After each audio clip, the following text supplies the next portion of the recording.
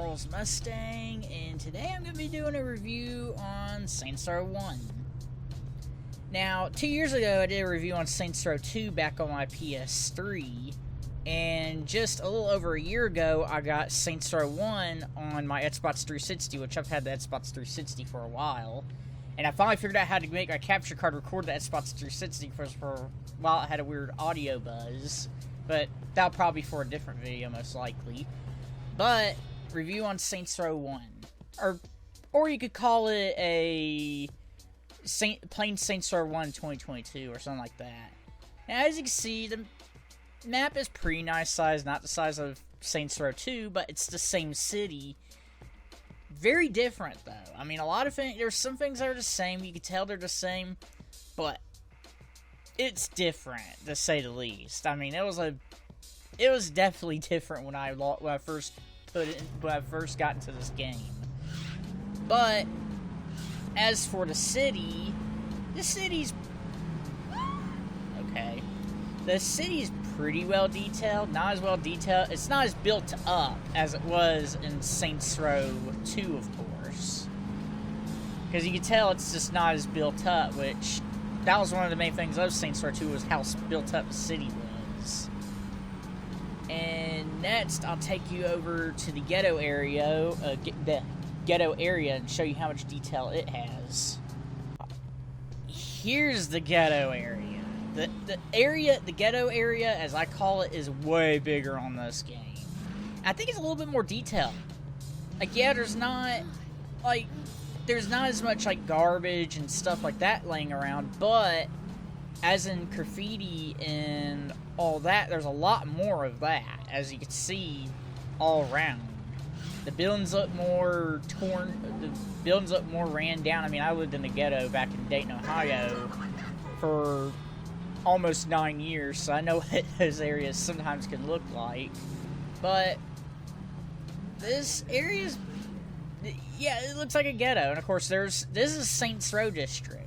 Way different from the Saints Row District you saw in Saints Row 2. And you can tell it's just pretty ran down.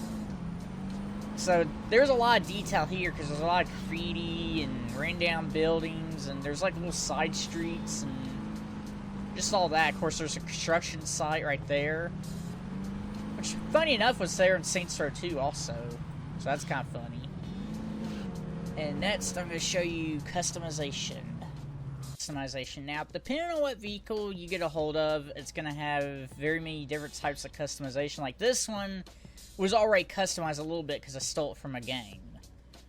But as you can see, there's grills you can buy, and there's bumpers. I mean, as I said, depends on what car you steal, how much customization it's going to have. Like, there's cars on here that have amazing amounts of customization.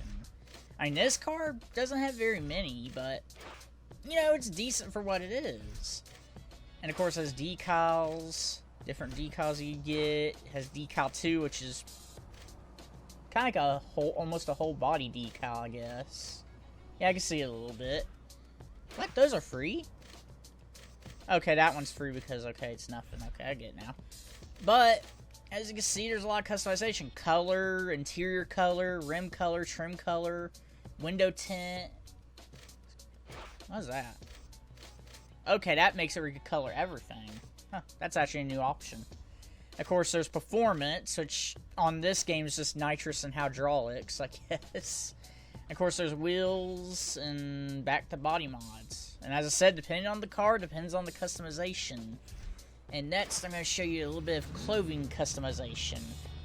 Now, as in like gender and stuff like that, you cannot choose that, like in Saints Row 2. But in this game, there is a lot of clothing customization. I mean, I'm at sloppy seconds, as you can see, so there's a lot more than just this. You have to run to different clothes stores in the game and all that, but as you can see, there's this. And of course, you make it where it's tucked in, on button, stuff like that. Then you can change the look of it. Now, some things you can even change the color. I believe you could change. I don't think it's like Saints Row 2 where you could change like the color scheme by yourself. It just has this little color selector.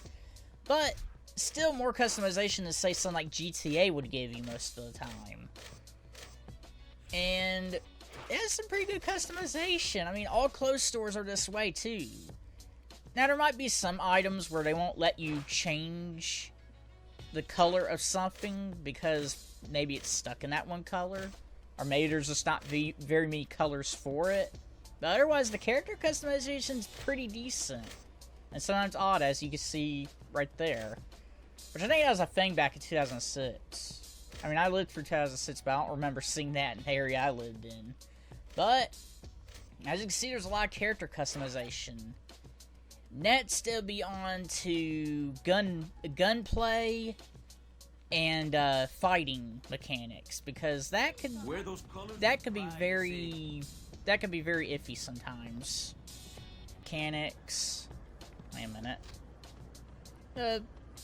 The way he shoots the gun ain't bad.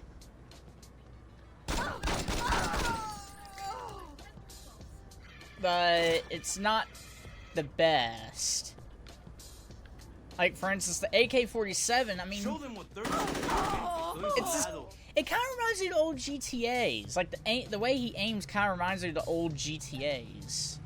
And you realize what I just did, and the police car just rolls right by. But, I mean, the shooting ain't that bad. I mean, it kind of reminds me of the old GTAs. In other words, don't expect too much. Of course, throwing is about the same as Saints Row 2. But it's not that bad. Now, as for fighting, that's where it gets a little... the Saints now. That's where, if I could find somebody else that ain't a Saint to beat the crap out of. It's time for bullshit. The fighting is not bad. Like, it's not as good... I don't know why he said shoot, but... It's not as good as Saints Row 2, but... It's decent. I mean... I guess for being their first game that they developed, it's not bad. Oh, crap. But overall, I gave it a pretty good... It's not bad. You can deal with it. It's workable. You can finish missions with it. Next, on to performance. After I lose the police on here. As for performance, this depends on what you play it on. Like, I'm playing it on the original hardware, which is a Xbox 360. To be more exact, the first model Xbox 360 that this game actually came out for. And this game, and at the time, was out when this game came out. But performance depends on the console. Like, for instance, this thing, there's a few frame drops. Now, for granted, I have VSync on to stop from frame tearing happening, which to me is uglier than a frame drop, at least to me it is. But, I mean, occasionally it drops frames, but it performs pretty well for a game from 2006, I will say. I mean, a game made in 2006, and pushing the hardware to its limit, not to its limits, but pushing the hardware quite a bit back then, and being a first version of its game from that company, it does pretty well. I mean, as it says, frame drops, has quite a bit of pop-in. I mean, sometimes you just see stuff popping in the distance. But otherwise, it's not horrible. This bigger like drifting, even though it has a trailer on it for some reason. But as I said, it's not too bad. Now, as for graphics, because I'm gonna include some stuff besides just performance into this. Like, for instance, graphics are not that bad. Like, as you can see, this game has quite a bit of detail for being a game made in 2006. I mean, this is running 1080p on the original hardware it was meant to run on. Now, on Xbox Series X, I'm pretty sure I heard you could do 1080p, HDR, and probably ray tracing. I'm not sure about the full thing of that, but I heard you can do it with this game. And it runs a full 60 FPS, no frame drops. So, yeah, this game's still very good, especially if you play it on the Xbox Series X. So, as I said, this part depends on your those two things depend on your console that you're playing it on.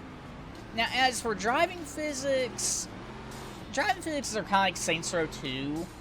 It's a hit and miss depending on the vehicle. Some vehicles feel like crap. Some vehicles are and some vehicles are just.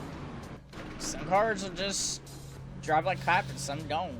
Like for instance, let me get this Honda Accord. This thing handles pretty good. Like this little Honda Accord is a perfect example. It handles pretty good. And of course, depending on the vehicle, it's going to handle crappy or it's going to handle good. So, yeah, it's basically the same as Saints Row 2. The story about the game. One thing I can tell you about the story, it's a gangster story. I mean, it's Saints Row after all. But it's a real good story. I mean, I'm pretty impressed what they were able to do with the first game, because Saints Row was the first game in the Saints Row franchise, and one of the first.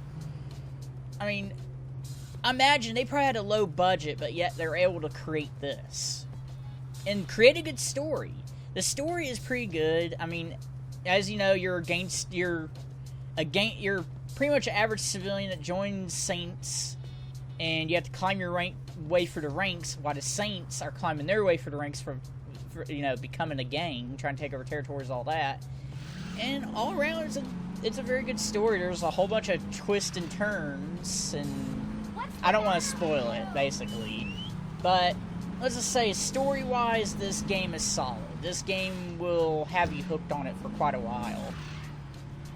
And there's a pretty good bit of gameplay to do. I mean, I've been playing this game for quite a while, and I'm only about 15% through it, 13%. So, and also I hadn't done many of the missions, but I know a little bit of the story just by YouTube, and as I say, it's definitely worth giving it a play. You can watch it on YouTube, but it's more, it feels like you're there when you're playing it. So story, definitely very good. Next on to gameplay. But you could go over here to options, go to controls. Now, when you go to controller scheme, let's see, where's controller scheme?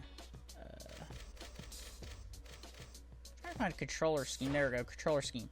Go to controller scheme. For driving, go to controller scheme B, because B is the updated controls. If you keep it on the original controller scheme, it's not going to be very good. And then on foot, go to, I think it's already set on A. At least I think it is. But make sure if it's not set on A, put it on A. Because that would help you. That will help you with the gameplay. Because the controller scheme's kind of outdated if you don't change it. So that's just a thing to let you know before before you play the game. The gameplay is very good. Like, I'll have to put gameplay up there with, I'll just say, the older 3D era GTAs, which had good gameplay. Like, for instance, San Andreas and stuff like that. Because the gameplay is pretty good, especially when you're doing the activities.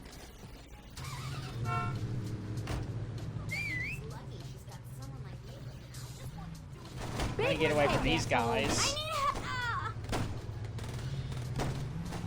Holy cow. But, get us all killed. As I said, the gameplay is very good. Now, this is live commentary, so if you hear me mess up while doing this, don't be surprised. But the gameplay is very good. Like, as you can see, I'm doing one of the activities, and it's fun to play. I mean, these activities get harder as you go, too. Like, this is just level 3 or 4, I believe? I don't know, let's see, we'll see after this. Okay, this is level 3. And as you can see, this one continues because I need to pick up one more. But gameplay is very good. And when it comes to music, like, I'm going to go on to the music part of the gameplay. The music is good. Like, the thing I can mention, because I can't play the music, as you know, copyright. The music I can mention is early 2000s rap. Or mid-2000s rap. Holy cow. How the hell do you fire? That's one thing I never learned. That might be a bad thing. I didn't learn how to fire. Damn it. You don't back out. I'm gonna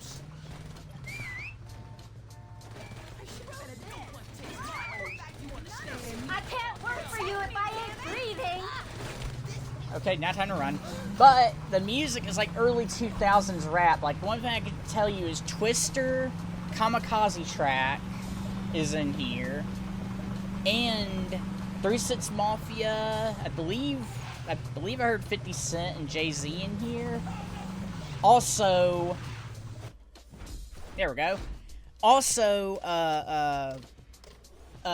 Wu-Tang Clan's in here too. So gameplay-wise, this game is good. All around, 2022, this game is still very good. And I mean very good. This game is worth getting. Like, if you have Xbox One, Xbox Series X, Series S, or 360, get it. I mean, it ain't that expensive, and it's definitely worth getting. You can either get the physical version if you're on the Series X and Xbox One, or you can get digital version if you're on Series S, or if you just prefer digital. Although I prefer you go for the digital version because physical versions are kind of hard to find. But that's all I really had for today's video, and I hope y'all enjoyed the video.